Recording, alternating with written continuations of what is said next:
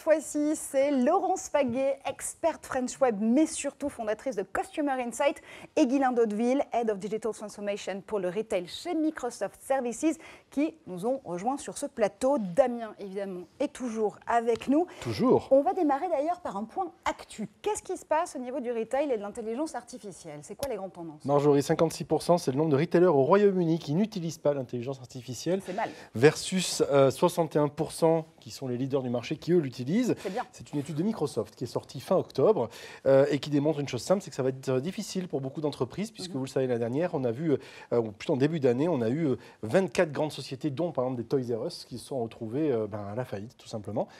Pas seulement parce qu'elles n'utilisaient pas l'IA, mais parce qu'elles n'ont pas su tout simplement se transformer ou s'adapter à l'ère du temps, se réinventer et s'adapter notamment aux nouveaux usages des consommateurs qui sont de plus en plus digitaux notamment. Et donc l'enjeu est double, c'est à la fois d'arriver à réinventer les parcours online et offline et proposer toujours des choses beaucoup plus personnalisées et à la fois faire en sorte de libérer du temps aux différentes personnes qui sont dans les entreprises, notamment bien sûr les vendeurs, pour consacrer du temps à la satisfaction des clients et à la clé beaucoup d'économies. C'est le cabinet Juniper Research, je ne sais jamais le dire, c'est toujours Jupiter, Juniper Research qui le dit. C'est quelqu'un d'autre. C'est quelqu'un d'autre, voilà. Qui nous dit que les entreprises pourraient réduire jusqu'à 9 milliards de dollars d'ici 2022 leur coût. Et donc la question, c'est comment, en tant que distributeur, on peut utiliser l'IA. Eh bien sûr, d'abord, j'en parlais il y a quelques instants en travaillant sur la connaissance client aujourd'hui, tous les différents éléments qu'on peut avoir autour de ce client, sa fréquence de passage en boutique, le parcours d'achat, les réponses à tout ce qui est aux offres push, etc. Et puis bien sûr, après, il s'agit de collecter, d'hybrider toutes les informations qu'on peut avoir sur lui en on et offline, notamment tout ce qui est information qu'on peut récupérer de lui lorsqu'il va sur un site web, par exemple. On en parlait ce matin lors de la plénière avec notamment le Club Med. Et puis, il y a la question de la data visualisation, être capable ensuite d'extirper les bonnes données pour faire en sorte de prendre les bonnes informations le plus rapidement possible et aligner tous les différents collaborateurs. Le fait est que cette analyse des données est quelque chose qui est crucial et ça va permettre par la suite, bien sûr, d'améliorer tout ce qui est supply chain, d'améliorer le restockage des informations et de faire en sorte aussi de trouver des corrélations avec des éléments externes, par exemple la météo ou exogène ou endogène, pour faire en sorte d'adapter véritablement ces stocks. Alors, des pistes prometteuses, j'en ai 3 à vous proposer. On parle bien sûr des magasins sans caisse. On a entendu celui de parler d'Amazon, bien sûr, mais pas que, puisque Microsoft propose aussi des solutions en ce sens-là, avec Azure. Il y a notamment Ava Retail qui aujourd'hui développe des choses avec Mastercard et les solutions Microsoft. Je peux aussi vous parler de l'enseigne Dixon Carphone en Angleterre, donc toujours, qui a développé Camille. Camille, c'est quoi? C'est un bot qui utilise de l'intelligence artificielle pour répondre à différentes personnes qui vont venir sur le site ou via Facebook et qui vont échanger avec les différents utilisateurs, parce que 90% de c'est un vendeur de matériel électronique, 90% aujourd'hui des personnes qui débutent en ligne avec cette marque-là passent par en ligne, alors qu'avant, elle passait par le magasin. Donc, ils ont développé un bot qui est nourri à l'IA et qui est capable de consulter en temps réel les produits et les inventaires. Donc, ça sert à la fois aux consommateurs et ça sert aussi aux personnes en magasin pour être capable de répondre et donc de faire en sorte d'adapter et de personnaliser la réponse. On a Macy's aussi, pour ceux qui connaissent, marque très connue. Macy's, donc, qui s'est tourné vers l'IA et le machine learning avec du Dynamics 365 aussi. Même chose, agent virtuel sur le site web pour faire en sorte de trouver un produit. Là, la petite différence, c'est que si l'IA ne sait pas répondre, elle va basculer sur une personne réelle, si on peut dire, qui va répondre. Et puis pour finir, imaginez, vous avez envie de partir en vacances. Hein, j'imagine très bien. C'est marrant comme j'imagine extrêmement bien. C'est dingue, on va attendre jusqu'à demain soir. À minima, vous avez envie d'acheter un nouveau maillot, hein, n'est-ce pas, Marjorie? Toujours, tu as envie d'acheter un nouveau maillot, on est en novembre, tu te dis, bon, il ne fait pas super beau. Comment je peux arriver à me projeter là-dedans? C'est l'usage de la réalité virtuelle qui peut être hyper intéressant dans ces cas-là. On met son casque, auquel cas on peut se voir projeter en tenue ou pas sur une plage ou au bord d'une piscine. Donc choisir au mieux le produit qui nous intéresse. Et c'est un dispositif en plus qui peut intéresser les vendeurs eux-mêmes, puisque ça peut les former, les mettre dans un contexte de vente et donc être capable de répondre à différents types de situations. L'imagination au pouvoir. Si je comprends bien, la nouvelle tendance, surtout en la matière, finalement, c'est un peu de réinventer la roue, c'est-à-dire de réussir à mix and matcher en très mauvais franglais, à la fois les data online et à la fois les vrais inputs qu'on peut récupérer dans la vie réelle. Donc, Laurence, vous parcourez le monde entier, disons-le, à la recherche justement de ces tendances en matière de commerce, en matière de consommateurs aussi. Est-ce que c'est finalement l'apothéose d'un véritable parcours client à 360 degrés? On va vraiment du online jusqu'au in real life. Oui, tout à fait. Vous avez cité effectivement cette réconciliation entre le on et le off. C'est tout de même quelque chose d'assez récent. Maintenant, on a une vue globale du client. Et je dirais que maintenant, les enseignes voient un achat de manière comme une histoire. Ça va se prolonger. Enfin, chaque étape de manière à ce que, d'une part, identifier l'attentiste, la personne qui a une... C'est une attente, une envie, oui, qui passe par l'acte. voilà, envie d'achat. et vraiment l'intentionniste, celui qui est déjà dans son Qui est dans la question du pourquoi. Voilà, Pourquoi est-ce que justement on va aller chercher tel produit? On le recherche en ligne, on le cherche sur le meilleur site de vente. Pourquoi est-ce qu'on le cherche soit au meilleur prix? C'est quoi le driver en fait? C'est toute la... Le e-commerçant doit justement faire... Et ça va passer par de la personnalisation. C'est par exemple, vous êtes, au lieu de recevoir des emails génériques envoyés à tout le monde, là, imaginons que vous partiez, on parle de vacances, que vous partiez dans un pays autre, vous allez... On va détecter, enfin le e-commerçant va pouvoir détecter que vous êtes au soleil, que vous êtes... et pas à la montagne, donc me proposer un maillot ou et des palmiers en tuba. Il va plutôt, pouvoir absolument au lieu de vous présenter la page e-commerce classique, ça va être une page dédiée, presque une page personnalisée, parce qu'il aura détecté... personnalisé, contextualisé. Voilà, absolument. Guylain, comment est-ce qu'on arrive à storyteller, si j'entends bien justement Laurence, ces histoires de rencontres entre e-commerçants, ou commerçants tout court d'ailleurs, et consommateurs? Comment est-ce qu'on arrive à dérouler ce scénario, à les faire se rencontrer, à trouver, à matcher avec la bonne intention d'achat au bon moment? Est-ce qu'il y a des outils chez Microsoft qui nous permettent de nous aider à ça? Alors déjà, en fait, quand on aborde ce type de problématique chez Microsoft, justement, on évite de parler de solutions. Pourquoi? Parce que finalement, la plupart de ces projets sont avant tout des projets qui sont initiés, je dirais, par le métier et non par l'IT. Donc, quand on parle et quand on interagit avec le métier, on parle avant tout, effectivement, use case, customer stories. Bon, évidemment, il y a beaucoup d'anglicismes.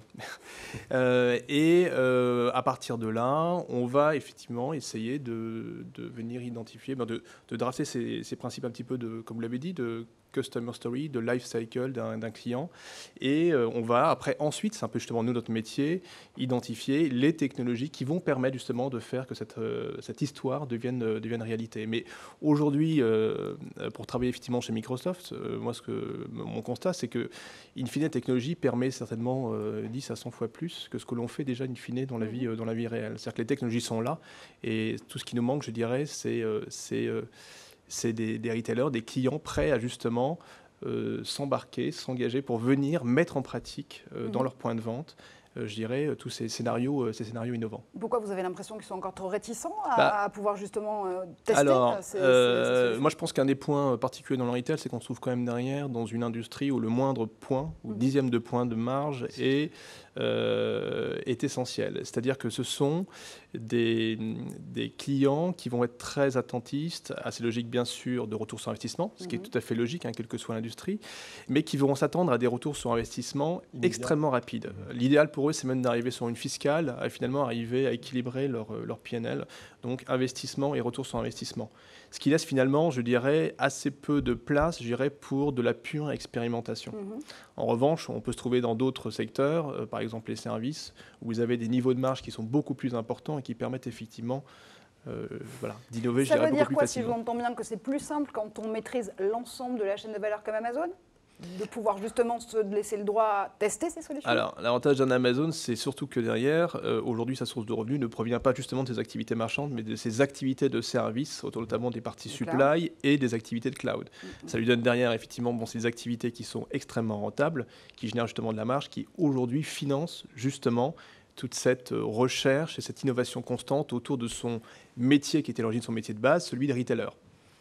Laurence, un point, quand on entend Ghislain, on dit en gros, ce que j'entends, c'est en gros les grands retailers, le moins de points de marge, c'est difficile pour eux d'en perdre un, donc par conséquent l'innovation, c'est pas forcément ce sur quoi on va mettre l'accent. Pourtant aujourd'hui, ils sont en position quasiment de vie ou de mort. Donc est-ce qu'il n'y a pas un paradoxe? Tout à fait, mais je crois que c'est vraiment très important là que on se réveille, je dirais. Mais il y a des... Ce qu'on voit, moi, je suis assez focalisée sur les États-Unis. Ce que je vois, c'est que les retailers testent en permanence des choses. Alors, c'est des petites expérimentations, mais il y en a peut-être 10 comme ça en parallèle. Et puis, celles qui réussissent, elles les généralisent. Mais par exemple, vous citiez Macy's. Macy's, je vais vous donner 2 exemples. Par exemple. Ils ont testé, du moins au départ, le paiement dans les rayons. Vous savez, la possibilité, surtout au moment de Noël, des fêtes où il va y avoir la queue, c'est vraiment un frein énorme. Possibilité de, donc, le client, avec son appli Macy's, peut finaliser sa commande. Je prends mon produit, hop, voilà, je paye tout de suite, je m'en vais. Voilà, tout à fait. Donc ça, ils l'ont depuis 1 an et demi à peu près, ils l'avaient testé dans différents magasins, différents États, et ils le généralisent là dans tous les Macy's.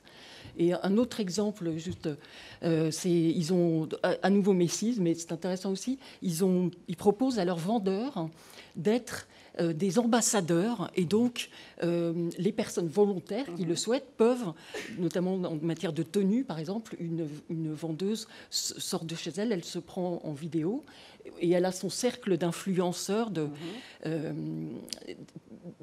manière à... Je transforme mes vendeurs-vendeuses en Instagrammeurs, Instagrammeuses influents. Oui. Et encore une fois, volontaire et avec du monitoring, enfin c'est contrôlé. Eh bien, ils l'ont testé aussi et c'est généralisé maintenant dans tous les États. Alors, ce qui est à la fois passionnant avec le retail et complexe parfois, c'est qu'on embarque l'ensemble même d'une chaîne de valeur, des systèmes de paiement, donc des fintechs, jusqu'à la course au dernier kilomètre et à la livraison, en passant par l'expérience client et l'expérience utilisateur pour pouvoir justement se projeter dans l'utilisation du produit. Concrètement aujourd'hui, c'est quoi les innovations que vous remarquez sur toute cette chaîne de valeur? S'il y avait une tendance vraiment clé à souligner, ce serait laquelle? Sur quoi on met l'accent aujourd'hui? Alors, si on reste toujours sur ce sujet des intelligences artificielles, et avec derrière un angle qui est celui du consommateur, un sujet qui, pour moi, est très intéressant est celui autour du voice commerce, qui est effectivement un sujet qui, aujourd'hui, rencontre un franc succès, surtout outre-Atlantique, qui est donc cette logique en fait d'interagir avec des agents intelligents. Ça peut être effectivement par la voix, comme effectivement les enceintes que vous voyez se multiplier dans les domiciles. Ce n'est pas les premiers usages pour l'instant de ces smart speakers. Alors tout à fait, c'est-à-dire qu'aujourd'hui si on s'adresse... C'est plus la météo que d'acheter mon café. On s'adresse effectivement, si on se concentre uniquement sur les usages liés au transactionnel, aux États-Unis on est aux alentours de 9 à 12% en fonction des études sur effectivement l'usage autour de scénarios dits de commandes, de services ou derrière de produits. Une bonne partie effectivement reste autour du récréatif, comme vous l'avez dit, les news, la musique. La météo, ce genre d'informations. Exactement, voilà. Maintenant, c'est quand même très intéressant de voir avec quelle vitesse on voit déjà une multiplication de ces enceintes et on sent aussi une courbe d'apprentissage de l'utilisateur quant à sa maturité vis-à-vis de ses agents, qui une fois de plus sont, je dirais, un petit peu ubiquitaires, parce que là, on est en train de parler de ces enceintes connectées. C'est un peu pour moi la partie visible de l'iceberg, parce que, in fine, ces agents, ils étaient déjà présents dans vos téléphones portables depuis bien longtemps. Tout le monde a utilisé au moins une fois Siri sur son Apple, comme maintenant Google a mis son agent au sein même d'Android, donc auprès de plus de 1,3 milliard de personnes qui ont des téléphones portables aujourd'hui. Maintenant, vous avez tous les systèmes de véhicules aussi embarqués qui intègrent cette même intelligence. Vous avez maintenant des frigos connectés, des téléviseurs. Donc tout ça, in fine, ça ouvre en fait la porte à une nouvelle manière d'interagir avec des agents qui vont être effectivement omniprésents dans notre quotidien et qui vont développer, je dis, effectivement cette logique d'intelligence ubiquitaire, parce qu'ils vont saisir parfois un besoin que vous allez exprimer devant votre frigidaire, parfois dans votre salon, parfois dans votre véhicule, et après peut-être dans la rue sur votre téléphone portable. Bon, si je vous comprends bien, si vous avez toujours rêvé d'avoir le don de l'ubiquité, demandez à votre assistant vocal, ça ira plus vite. Bah, en tout cas, c'est ce qui va se passer, oui. Oh, c'est génial. Donc les assistants vocaux, évidemment, on se positionne dessus pour la plupart justement des commerçants parce que ça va être une nouvelle porte d'entrée vers l'engagement du consommateur, on l'a bien compris. Si on vient sur cette fameuse course au dernier kilomètre et vraiment les questions de logistique sur lesquelles aussi un ensemble d'acteurs absolument infini essaie de se bagarrer, là qu'est-ce qu'on voit comme nouveauté? Est-ce que c'est plus en effet des outils d'intelligence artificielle qui sont utilisés ou c'est plus des devices vraiment physiques avec du drone, avec ce type de solution en matière de logistique vers laquelle on s'apparente, Laurence? Alors, moi, je vois surtout une chose, c'est que ça va être le magasin qui devient un petit mini-hub de distribution. Alors, quel que soit, je dirais, peut-être le dernier kilomètre, est-ce que c'est un service de livraison mais c'est incroyable, par exemple, chez Best Buy, la totalité de leurs ventes online, enfin 50% pardon, de la totalité de leur vente online est soit livrée depuis un magasin vers le destinataire, soit la personne vient le récupérer. Donc un peu c'est l'équivalent de Best Buy, c'est Darty, on va dire. Tout à fait, tout Donc, à en fait. gros, ça Absolument. partirait de mon magasin qui est dans mon quartier et on me livrait. Voilà, 50% de leur vente. Et en fait, je dirais, livré ou repris, les paquets repris du magasin local. Donc là, à nouveau, on voit un maillage entre le réel virtuel, le digital, le figital, j'aime pas trop ce terme, il est un peu barbare, mais c'est un peu le qu'on est. Tout à fait. Oui. Alors c'est vrai que ce point est extrêmement intéressant parce que c'est d'ailleurs même là ce qui justifie aujourd'hui le fait que des pure players d'hier investissent dans des réseaux physiques. C'est justement le fait de transformer, comme vous l'avez dit, le back-office d'un point de vente finalement en mini warehouse pour être capable derrière d'adresser toujours en un minimum de temps, puisque maintenant on est en trentaine de minutes, voire même Alibaba, il 29 minutes pour être exact, la capacité justement à adresser le besoin et la livraison derrière du produit associé chez le client. Chaque minute compte. Voilà. Et pour revenir sur votre question juste avant, sur la partie plutôt effectivement logistique, autant la partie utilisation de l'intelligence artificielle pour venir optimiser ce qu'on appelle le route milk, c'est-à-dire effectivement les logiques de tournée, cette logique du dernier kilomètre, bon, c'est des choses sur lesquelles on s'améliore, mais je dirais que ce n'est pas la dernière nouveauté. En revanche, un sujet qui devient de plus en plus intéressant, c'est aussi le fait que les retailers abandonnent peu à peu les logiques de grand format, les fameux hyper et les super, pour être de plus en plus dans des logiques de magasins de proximité. Et quand vous êtes sur un magasin de proximité où vous venez diviser par 100 parfois l'assortiment disponible, ça veut dire quoi? C'est-à-dire que cet assortiment, il faut être capable de le faire vivre en fonction effectivement de données qui sont liées à la population autour de vos points de vente, mais aussi, comme vous l'avez dit, d'open data, donc de la donnée libre sur de l'événementiel, de la météo, etc., etc. Tout ce qui va permettre finalement d'enrichir et de créer un modèle qui va permettre de faire vivre au quotidien, point de vente par point de vente, l'assortiment. Donc on va vers à la fois une hyper géolocalisation, une hyper localisation locale, je ne sais pas comment le dire, avec beaucoup du coup de redondance en effet cet acte d'achat. On assiste à des magasins en physique qui se transforment en showroom et en espace logistique de la future livraison du produit.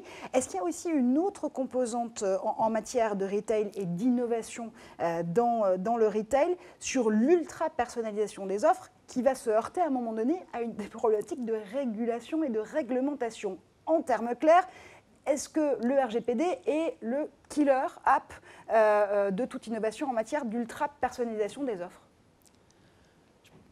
Je pense que le client, il a envie de plus en plus de personnalisation. Donc, tout ce qu'on pourra lui proposer comme service personnalisé, bien entendu en respectant néanmoins toute la législation, mais ça va aller dans ce sens. Et moi, il y a quelque chose qui me frappe énormément, c'est tout ce qui est recherche visuelle par l'image. Enfin, c'est-à-dire, vous prenez... c'est Home Depot là, qui a sorti une nouvelle campagne pour les fêtes hier, et où le film publicitaire, c'est une maman qui, pour choisir les cadeaux de ses enfants, prend en photo dans l'application de The Home Depot le petit oursin, le petit peluche pour avoir d'autres cadeaux de cette gamme. Voilà. Et ça, c'est une forme de personnalisation parce qu'elle retrouve exactement les produits correspondants. Et fortement d'intelligence artificielle derrière pour être capable d'analyser, de comprendre Absolument. le contexte et de proposer des offres adéquates. Absolument. Et si en plus, en réalité augmentée, je peux avoir directement le site qui s'affiche pour aller acheter l'ourson ou l'oursin comme on veut sur le site, forcément, c'est beaucoup plus simple. Il nous reste quelques secondes sur ce plateau et une question qui va devenir, je pense, rituelle. Si je vous dis intelligence artificielle aujourd'hui, En matière de retail, vous me répondez quoi? C'est quoi? C'est un enabler? C'est un moyen d'engager encore plus facilement les clients? Ça permet de donner encore plus de pouvoir aux commerçants? Alors, en fait, bon, on va pas, effectivement, comme on n'a plus quelques secondes, on ne va pas refaire tout, mais en fait, l'intelligence artificielle, vous la retrouvez à tous les niveaux. Au niveau employé, au niveau optimisation des opérations, au niveau engagement client, et après même derrière dans la manière de venir repenser ou transformer ses offres et ses produits. Mais effectivement, si on reste sur le client, c'est finalement une nouvelle manière, d'offrir pour le retailer une nouvelle expérience, toujours, je dirais, plus engageante, et notamment d'arriver, in fine, à se battre à armes égales avec, je dirais, le pur online. Merci beaucoup, Guylain. Moi, c'est la personnalisation, effectivement, ça rejoint tout à fait ce que vous dites. C'est vraiment personnaliser au maximum, faciliter et être de plus en plus rapide pour le client qui est l'instant gratification de plus en plus.